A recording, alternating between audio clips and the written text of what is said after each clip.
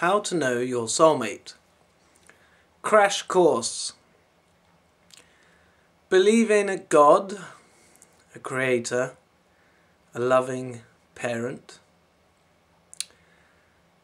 Believe that God is male and female, both mother and father, yet they have a very strong connection. They are, in a sense, one. You then, as a child of God, are either male or female, and therefore there is another half of you, your other half, that you have a very strong connection to, is your eternal companion. So, how to find out who is your soulmate? Ultimately, the way I understood who my soulmate was first, Mother God showed me who my soulmate was. So I had a born again moment, baptism of fire. It was like in God. I was able to reproduce it. I was starting learning from God. At that time I didn't know if it was mother or father, but that was actually father at the beginning. And then I started to understand that I'm in mother. And I started to get connections with mother. I was sorting out issues I had with the opposite sex. I had a lot of stuff against them that I'd built up over my life. And I was being shown that that was wrong, and I was being shown what's correct. And I heard about the soulmate stuff. It really connected with me. I was thinking, is it this girl? Is it this girl? And God showed me who it was. I had had this meditation session where I was understanding some of the stuff about lust and how that was a wrong thing. And then into my mind came who I thought my soulmate was at the time. And God was still showing me it was wrong to think that way of her. So then I was confused, and I was sort of like, oh, is she not my soulmate then? And I got confirmation of that. And then I was like, well then who is it? And then God saw me a little vision of my soulmate just walking along the pavement. And I was like, wow. And in a sense that's who I'd wanted it to be as well. Although circumstances at the time, I just wasn't conducive. Like, she lived far away. I hadn't had much to do with her over the years. Okay. But anyway, so that was one bit. And even just recently, so that was about 3 years ago. And even just recently I had to question that because somehow the feelings I was dealing with, but that has held firm. Now the other thing, and it's what's been happening over the last year, which makes me know that this is my soulmate, is times in meditation where I've felt connection with her. They've been getting... I haven't had a whole lot of control over that. That's sometimes it's just...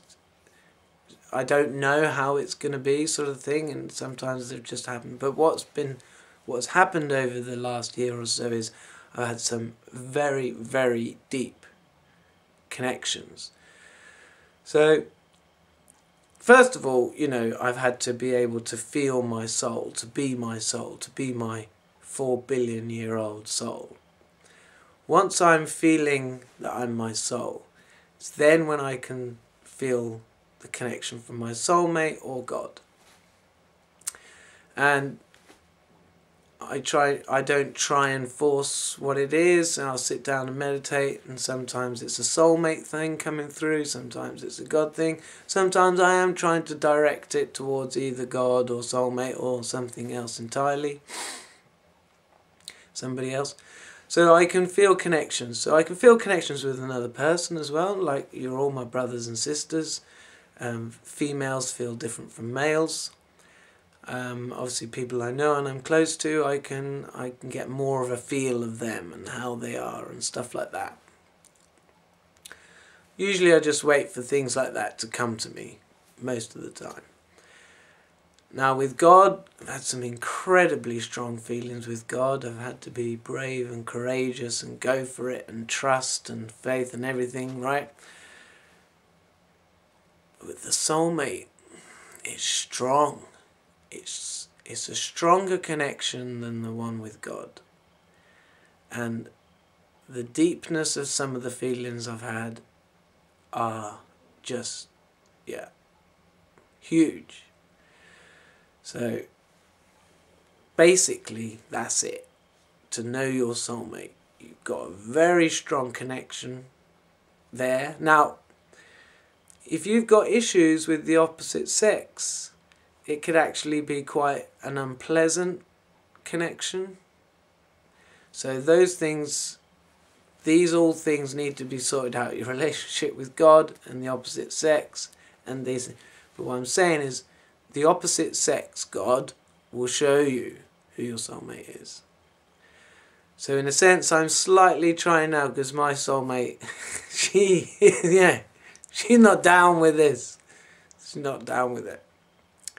She's in denial, whatever, right? But when I'd sort of recently, when I'd given up kind of trying to connect with her again too much, and I was just connecting to God, I noticed when I was connecting to Father God, I was then getting something from her. So I'm a little bit trying to bring in Father God to help her see who her soulmate is. Yeah. So you'll know through the deepness of the connections, the strength of it, who your soulmate is. And it's very non-sexual. It can be sexual, and when it is, it's bloody amazing. But there really is, sex is just the dot on the I's in the relationship. It's there's so much more to it, and that's another way of seeing that this is your soulmate, because the sex isn't that big a deal. There's so much more interesting feelings going on.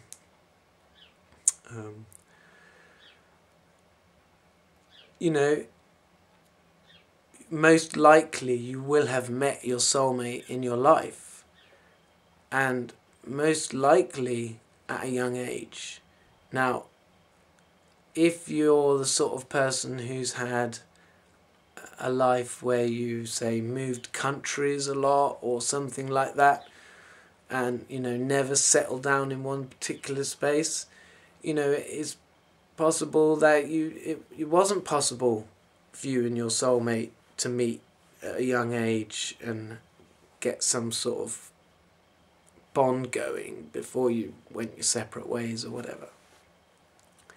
Because I think in today's world, perhaps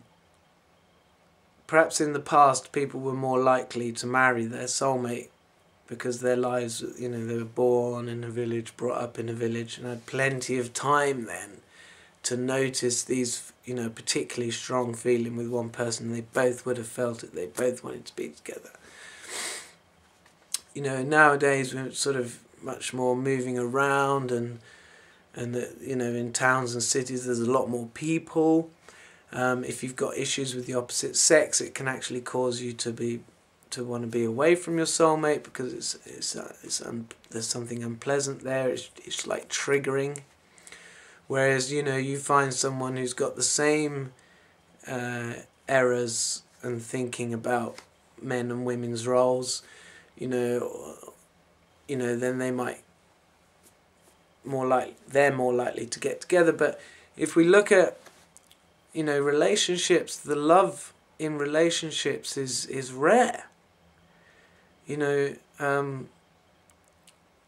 there's usually one, you know, usually one is sort of more like desirable than the other, but that, you know, that can change and stuff like that, and they're playing petty games with each other, and eventually, you know, all the love just dries up, and they actually really start hating their partner, you know, and some of them actually murder their partners, and because, you know, breaking up wasn't the thing to do. And so, you know, it causes a lot of issues, and there's just a big area of our lives where we could increase the love so much if people were with their soulmates, because, you know, love begets love, and it just create more and more love, whereas we've kind of got the opposite going on in a lot of cases.